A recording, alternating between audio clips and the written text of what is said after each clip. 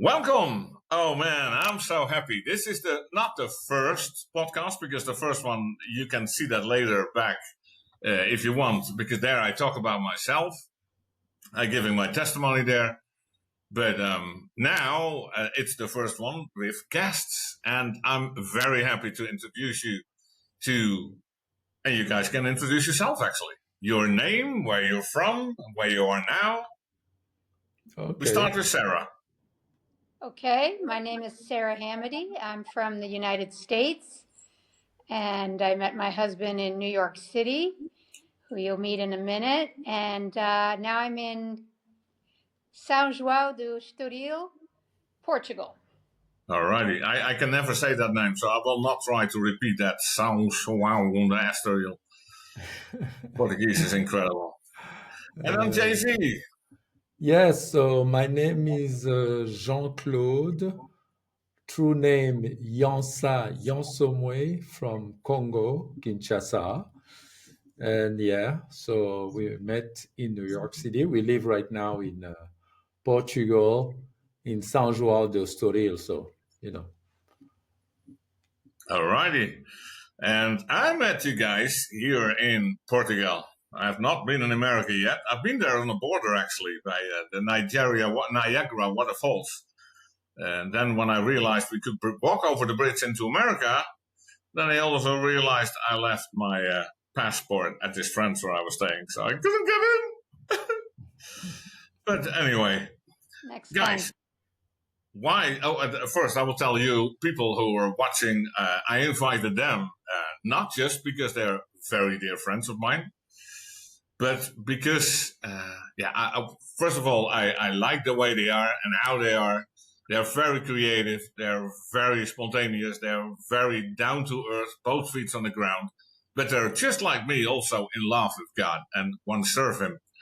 And that's what I like, because this is what my podcasts are about. Not just a blah, blah religious thing, but a God who is caring, incredible, creative, fantastic, loving, and they have Him also in their lives. So, I don't know who wants to go first, because how do you guys met God? I'm very curious. All right. Sarah, go. Can explain it better. Okay. Well, let's see. In a nutshell, I was searching around. You know, I'm coming from an atheist family. And I was looking around. You know, I got spiritual in my 20s in New York. And I mean, I looked everywhere. I was in the Catholic Church. I would go anywhere, even into some, occult stuff. I was in there. But I really didn't see my life improving with any of the various things that I tried, from, as I say, from Hindu chanting to Haitian botanical voodoo type stuff to Catholicism. So, May I ask, how come that you started to look for something?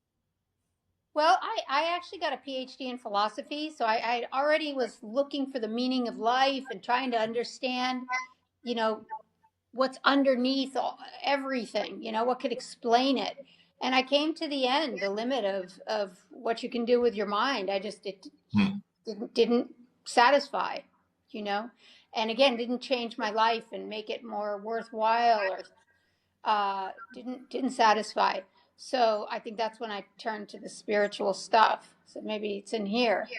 And then I met JC, and he had been raised Catholic, and he was kind of a little quiet about his faith in New York because it was New York City and we were in the nightlife scene. And but my little sister took a really bad turn with drugs and was like on death's door. She really was. So Jean-Claude said, well, why don't we try praying? And I was like, praying? What's that going to do? Well, we did try praying. And about a year later, she cleaned up, whereas her using buddy died. People around her are gone. So that's what did it for me, needing a miracle. Yeah. And getting one by God's grace. Fantastic. Now, I'm not familiar. I mean, I'm familiar with the name New York, but I've never been there. And I think many people, because we got people watching from literally and figuratively all over the world. What is the nightlife in New York about? What does it mean? How is it? And Oh, well. Okay, so the nightlife. The nightlife in New York is very interesting. I have to say, uh, we coming from nightlife. I've been going out, not young, because my parents didn't let us do that. We did went out, but it was all when I was in Congo. We all been in music. My dad used to listen to James Brown and stuff like that. So we grew up with the music. We used to listen to a lot of music in the house, my sister, everybody. So music was really a part of our lives. One thing we have to say, the nightlife started when we were already in Congo, because in Congo, every Saturday, we will go out. But it was different because it was all students. It was only no alcohol. There was no alcohol in our parties. We were just a get together where we go and dance. That's it. And it was from 3 to 8. So 3 p.m. to 8 p.m. And we were all students. So we knew each other. So that's how it happened. And when we grew up, my parents were not against it. They were going out themselves. Mom and dad used to go out and dance their own style of music. So my sister, my brother, the eldest one, were already going out every Saturday. Saturday night, it was a night where people went out, only on Saturday, not other days. So it was like that. So it was mostly uh, people we knew. It was a very small circle because the going out, I'm going to give you the comparison with New York. So the going out in Congo, for example, we were all son of diplomat. My dad was a diplomat. So we were all son of diplomat. You had people from the government, and most of them grew up in Europe. So it's mostly kids who grew up in Europe, who used to get along and get together to listen to American music, because we're not listening to Congolese music. That's all we used to listen to: disco, funk, a little bit of rock in there. But that was really what it was. So from there, so we already been there. My brother was a DJ. He started DJing for a long time. He was actually the best DJ in the country. So so that was the nightlife. I moved to France to do my studies, university. There, I did not go out, not too much, not at all. Very, very, not too much when I was in France at the beginning at university. So it was a completely different nightlife there. People used to drink and do these kind of things. We didn't do that in Congo. No alcohol, soever. So we were just dancing mostly and so meeting after friends. France, you went to America. After France, I went to America. So And there you became. So you actually got the talent from your brother being a DJ there. no, Ah, actually, my brother was already no. My brother was a DJ. I used to just go to the event. So when I moved to New York, um, something my brother was already there. He was already in New York when I moved there.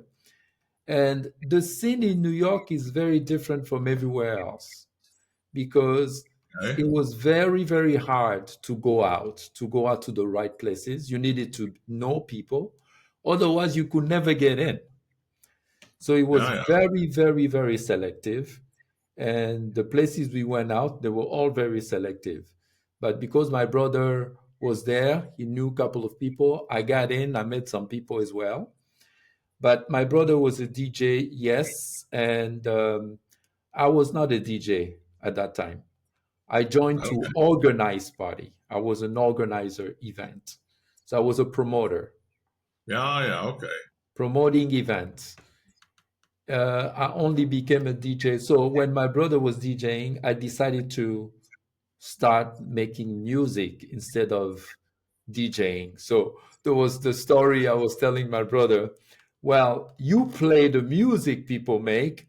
I'm gonna make the music that people play. So that was a little bit Did you the. actually make some records also? I did. I'm a producer, so I make music. I produce tracks. My brother played the DJ, so that was a little bit the thing. I didn't want to become a DJ, but I No, but became I a. mean, did you make records also? Yeah, that's right. I produced some Hey, stuff. Yeah, I did. interesting. So, it was a little bit that kind of thing. And I didn't know, I thought it was sad to DJ, to tell you the truth. I saw Hmm. my brother, and one time I told him, I said, we dancing, we having fun when you DJing. It has to be so boring to be in that little that little house with turntables and DJ. Yeah. So he told me no. And I was like, really? How can you have fun being here? And he said something. He said, well, when you guys enjoy, I'm enjoying too, Exactly. because I'm the one providing the music. And I Yeah. went one day, I said, all right, you know what? I'm tired of listening to what the people are playing in the clubs. I want to add some new stuff, play some different things. Since I was doing my event, I decided to DJ. He taught me how. He's the one who taught me, explained to Okay. me the thing. It was not easy. I thought it was easy, but it wasn't. I tried it myself and I gave up very quickly. Yeah, it's not easy. It's not easy. I was So, playing to on some events, but yeah. then, oh man. So Hey, the but when you were a DJ, then you met Sarah. Sarah, tell me about it. Okay. Well, actually, he wasn't a DJ yet. He was a big promoter in New York, a huge Ah, promoter. okay. You could get into any party, and there's like a handful of people that could, Versace's party, Madonna's parties. Um, Wow. but I got invited to a cool art opening, and I met him there. Ah, okay. Now, but what way you were expressing yourself artistically, or was it that you just visiting there? That's a good question. I had graduated from Columbia and gotten my PhD, and I kind of busted out and bought a gold 1974 Cadillac Coupe de Ville and was ready to funk out. And so I did. I was driving that car, and somebody stopped me and told me about that party.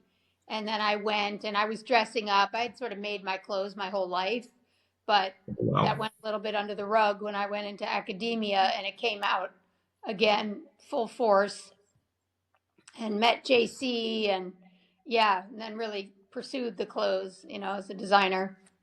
Yeah. And girl, you are having taste, man, because that one time you weren't there, then JC showed me the house, so he showed your working place. And it was too bad. It was too small for me because my belly is a little bigger than you can see on the camera. But it was beautiful. I fell in love with it right away. But Thank you so much, brother. Yeah. yeah, I gotta save some money, but I am gonna buy it because you, girl, you are amazing. It's actually the background. I can imagine that you made that also yourself. Actually, my assistant, I designed the fur mural, and it was in the store I had in downtown New York City. It was Okay, behind the cash register at the store. So you can see it's a sunset made I of love it. fake fur. It's Yeah. like I don't know. You know myself. I mean, now I'm dressed quite brave actually, but I like colors. I actually Yes, like black too, but I like bright I colors. do. No doubt. We're I the like same. to. I like it when people see me in a different color, in a different way. That's. I'm Yeah. actually happy with my glasses. Also, they're quite new, and because all the glasses are normally 99% of the glasses are actually quite boring. So one Yes. time, you know that once the red ones I had before, I Yeah, they actually were really bought them cool. from the ladies department because that was the only one that had some bright colors. All the others from the man, they were brown, gray, dark. Oh, I know. I know. It's so tough. Yeah, it is It tough. is. It is tough. Yeah. Yeah. So, promoters, and from promoting, I was doing both. I was promoting and DJing after that. I was doing both. First, you make more money too, so because you do two jobs. But it was fun, it was fun. And Can imagine. actually, I was not the only DJ because when I met Sarah, we became partners in DJing. She had a turntable. Oh Ah, yeah, yeah, yeah. She was a DJ.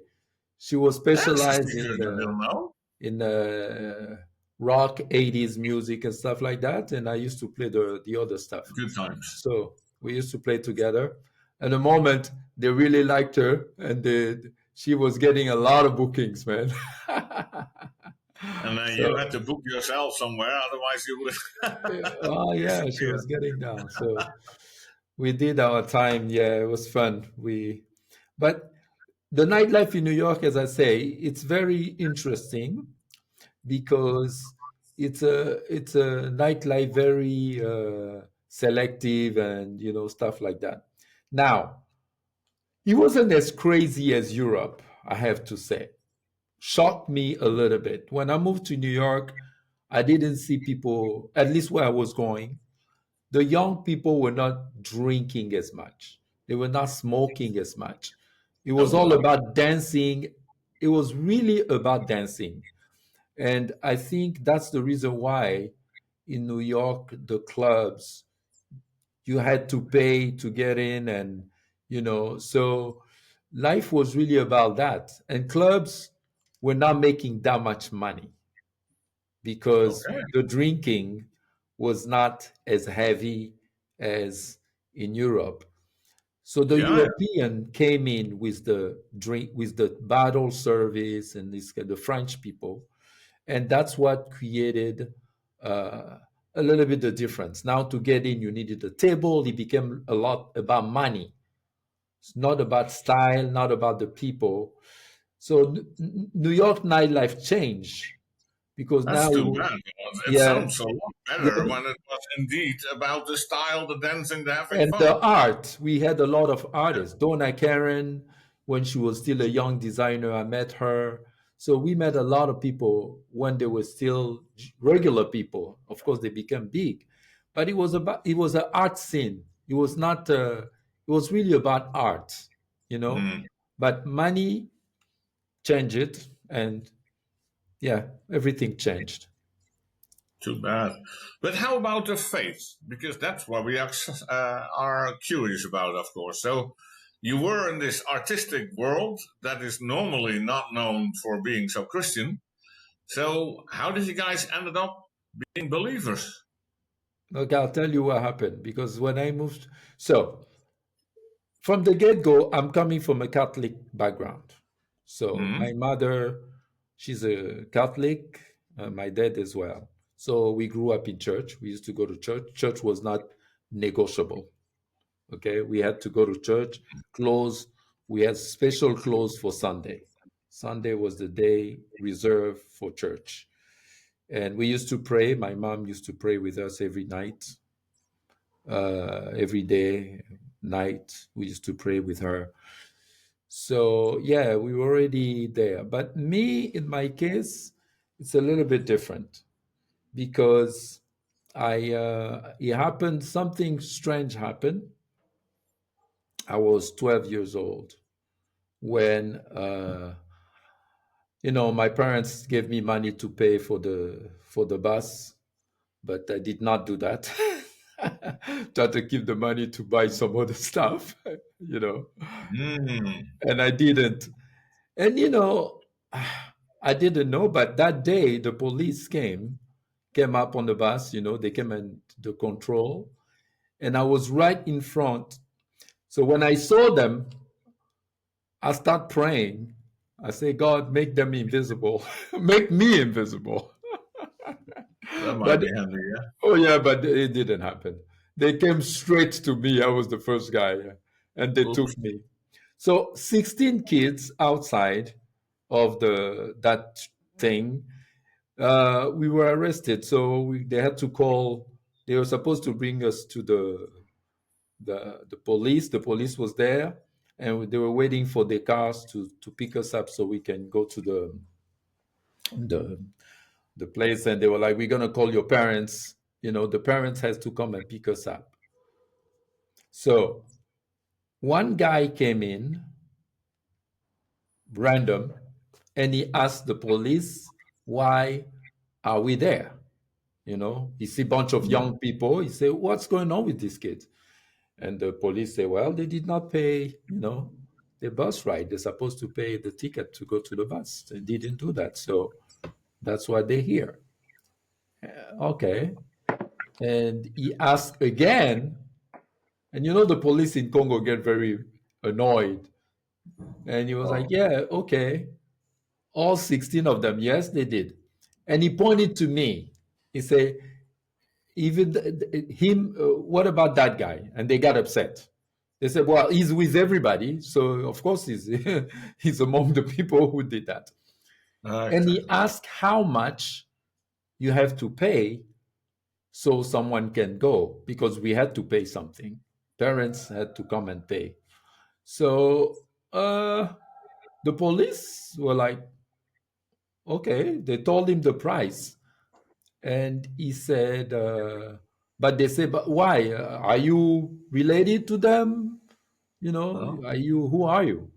He said, "No, no, no, I'm not really related, but, you know, I just want to know how much it is and whatever." Okay. And finally, he decided to pay for me. Okay. And I was so scared because, so in my head, I was like, all right, if he's paying for me, he knows my dad, he's maybe a friend of the family. I couldn't believe someone just gonna come and pay for you, pay like this for you. For me, I had to find out what relationship he had. I was like, maybe he's a friend of that, maybe, but I didn't know him, so it was quite frightening at the same time when he did that, and I was very, very scared. But he did pay. But one strange thing, he did not stay there. So he paid and he left. Like an And angel in disguise. I was Yeah, that was following. that was your angel, and he only Exactly. paid for you. Yeah, and I That was was phenomenal. following him so I can say thank you. Yeah. But on my way to follow him on the corner, when he turned, I couldn't see him anymore.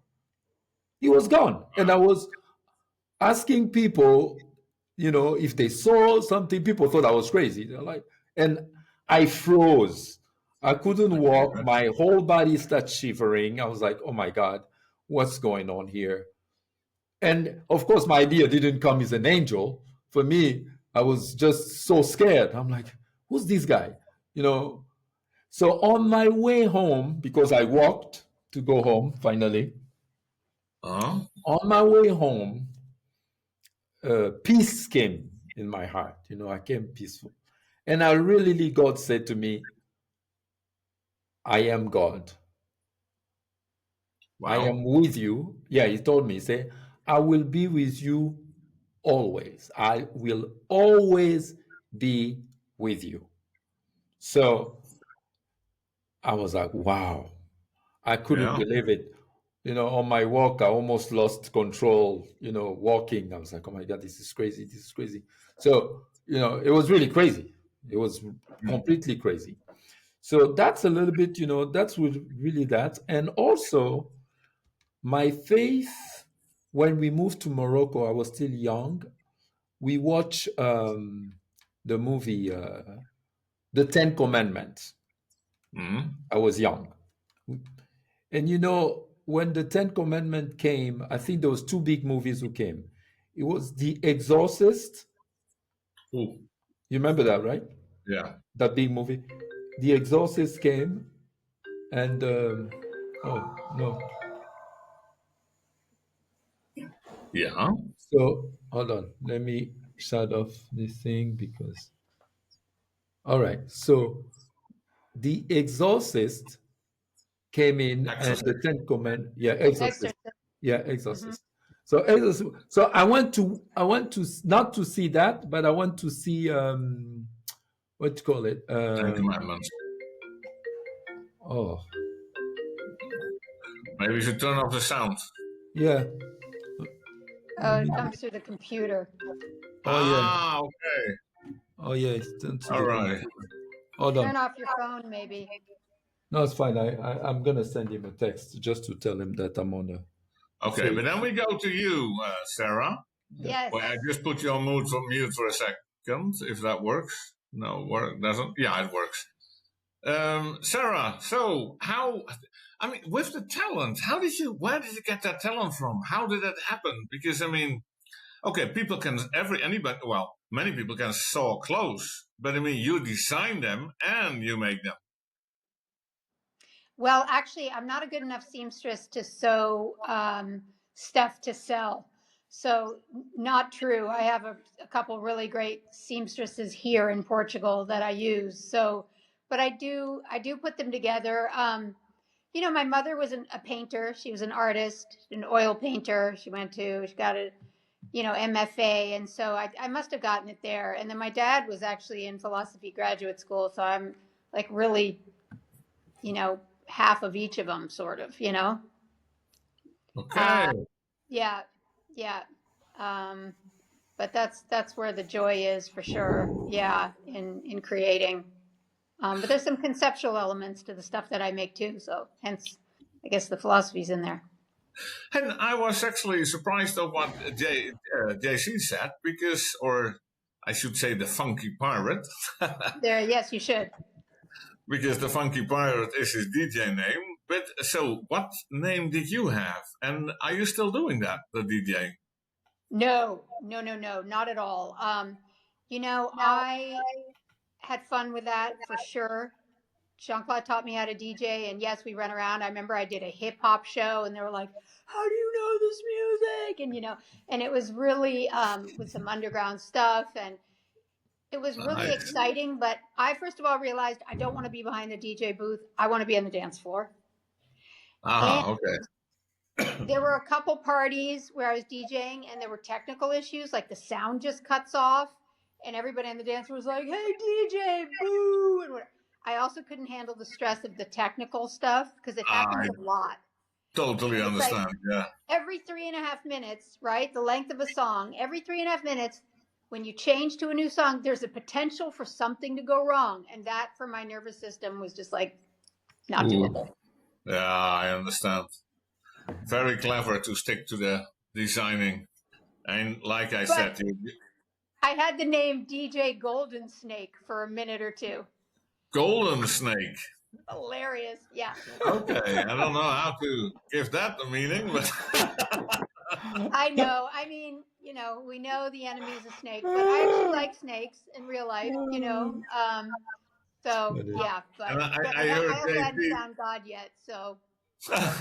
And I hear JC laughing, so I think he recognizes the golds, like costing a lot of money.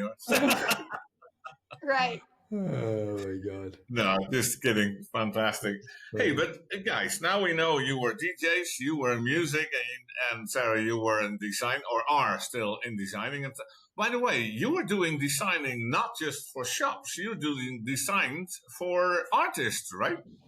Yes, and that actually is what I prefer. I had a store in downtown Manhattan, and was doing production, and I really didn't enjoy that at all. It's, first of all, the work never stops, and second of all, it's just all commerce and 0.02% inspiration and creativity.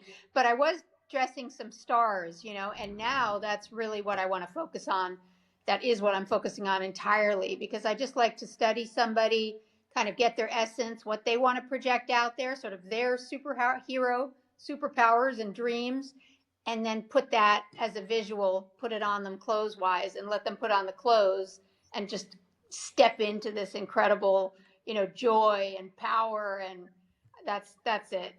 Yeah, precies. I'm sorry if I don't always look in the camera, but I look down, but I look to you. So that's I'm trying to do the funny. same. I have to train myself to really look in the camera. But is there a website or something that people can go to? Because I'm not making interviews to make advertise, but now when you're there, you might as well make advertisement for yourself. Hey, thank you. Yes, you can go to my website or the Instagram, which is House Deluxe, Lux. Okay, not House Deluxe like luxury. It's House Deluxe, and Lux is Latin for light. So it's about being Okay. a temple of light, and through your clothes and just shining out, your best expression of yourself, and it's about joy and liberation. So House Deluxe Collection is Instagram. Check it out. It's all in one name, House Deluxe. Or House Deluxe. Yeah, 3 words actually. it is 3 words. So All, house like a normal house. house De is like of DE. de, like in French, is of House of Light. House. Ja, precies. House Deluxe. House DE like David, Eric, and then Lux, Lux. Fantastic. Yeah, I'm following you, of course, and I've seen some pictures. By the way, I love the pictures as well. I don't know who your photographer is, but it's good. I loved it because anybody can make pictures maybe from a model, but you make a complete picture, like the model, the background, the colors, everything fits. So Thank it's you already nice to look for at noticing that. Yeah, it's the whole world. Exactly, Nats.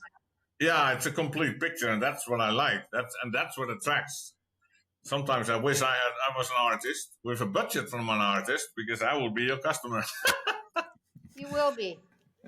So fantastic. Yeah, well, who knows? Maybe if we get more listeners, then and they all start sponsoring me, then I can go to you as I'm also a House Deluxe fan. Well, Right. I am already, but I mean, then I can wear it. That's right. Nice. But Sarah, tell me, what kind of you have this creative life, you have this fashionable life, you have this incredible, fashionable, funky pirate guy. How does God fit in there? Well, God fits in. He fits in very significantly and is a priority, for both of us. I think especially Jean-Claude, but I'm getting there as God gives me more grace. But, we spend time in the morning, obviously with God, and there's a lot of activities and prayer related events that we do around church. And you know about those, and those are very sustaining and nourishing. But I think, we've really both realized that,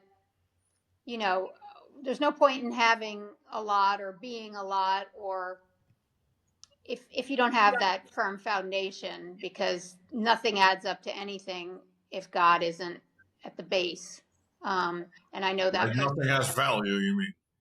Right. Nothing can satisfy, and that's Exactly, yeah. Yeah, you can run after wealth or beauty or I don't know what, fame and recognition or esteem, and it's never going to be enough. You're never going to say, wow, I just feel whole. Doesn't do it. So, No, exactly. right. So we actually spend a lot of time with God, and we have a son who's in the U.S. He's 18. He's studying over there, and thank God he is also very solidly in Jesus. And we pray with him as often as we can. There's a time difference, but that's very important to us too. Is serving. But talking about, sorry to interrupt, but talking about your son, his name is Duke.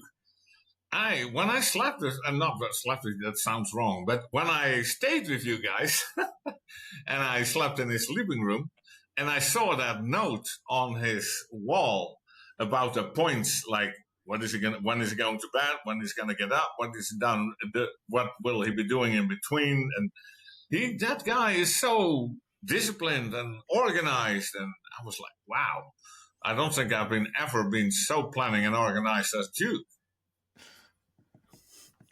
He's a work in progress. Yeah, well, but already he's doing a lot already. Yeah, he must have some amazing parents when he's already so wise as he is now. Oh wait, that's you guys. All right. And you, what about you, the funky pirate.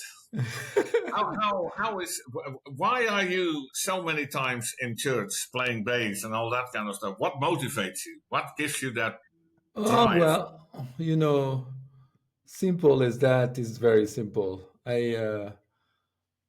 So and as I told you, you know the story. God says it's gonna be with me always, and He has been.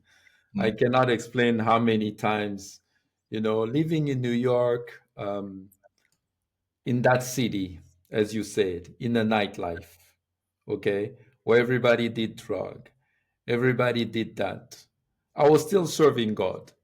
I was helping the people who were drunk to come home, girls who were completely drunk. I used to take them to my place, just say, you need to sleep and go back home. I was always fighting when my friend wanted to give drug to people. So I was in a nightlife. Most people in a nightlife were always asking me the same question. They were like, how do you do it? How yeah. is it possible for you to be in this nightlife? You don't want to smoke. You don't want to follow us when we do this. Everything I didn't join the crew because of whatever. Um, People try to influence you in doing things. I said no to everything. Everything. I was just saying no. So I stay like that. I advise people not to do drug. Today, a lot of the people who stop drug, they send me messages. They say, you told us to do that and we didn't listen and we end up to rehabs and you were so right. But anyway, that was the thing. I really did that. So I think that, the way God works is mysterious. You don't really Mhm. know. I remember when I got on the plane, I told the Lord, I say, God, I know if I'm going, it's because you want to. That's why I'm going to US. I didn't know serving God, whatever. Those are things I did, a little bit of service when I was in Catholic church, of course, but that was it. So from that point, give your life to Christ and everything.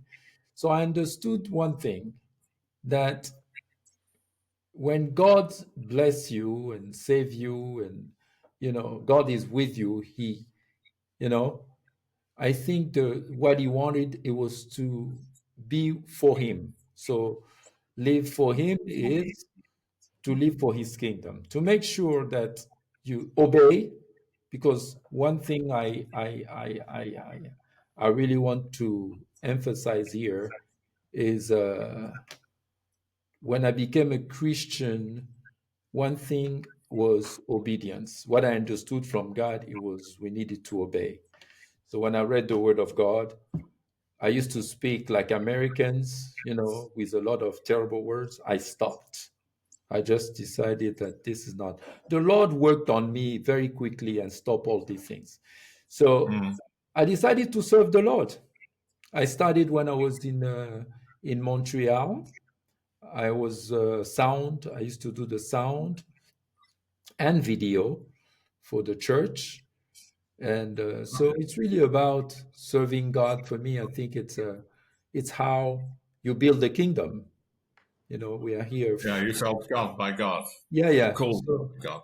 told by God, and I try to tell people about God as much as I can Hmm. when I meet them.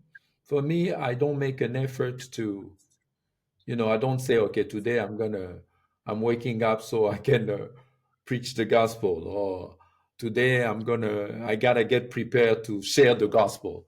I share the Hmm. gospel, as we talk. One thing I talk Oh, about my story, and I try to make it more like it's a part of you. It's a part of your oh, life. exactly. So that's really why I do Already, that. I have to break in because I'm realizing I'm looking at the clock and we're already going on for a long time. So, I first of all, no, before I'm going to thank you, I want to just say something to you who are watching. You might think like, what is this? Because they're so creative, they're crazy, they're this and they're that. That's the proof that God doesn't love just the brave people who sit on that couch on Sundays in church or on the bench. God loves everyone. He loves you as well. So no matter what you have done, no matter what your past is, no matter if you're something big or that you're a simple guy like me, He loves you and he wants a relationship with you. Mm. So don't wait any longer. Nobody sees you. If you turn off the computer soon, go on your knees and pray to God. Or if you're listening in the car, well, don't close your eyes when you're praying while you're driving, but pray to God. Tell him, I want to get to know you, Lord. I want that too. Then I can guarantee you he will show himself. Maybe not in the way you expected, but he will be there. Alrighty, that's what I wanted to say. Guys, I really, really liked it that you guys wanted to be in my first show. It was a pleasure. It's fantastic to have people, but to have cool people like you who are and creative and cool and nice and spontaneous and both feet on the ground, that's what I like. So thank you very much for being there. We love you, Nat. We love you, Nat. It was such a pleasure. Thank you for choosing us. For thinking of us. It's an honor. Yeah, definitely. Okay, well, now I'm getting shy, so we better stop it. Wait, where is it? Ciao and God's blessings. Okay. Bye-bye. Okay, Nate, see you in a minute.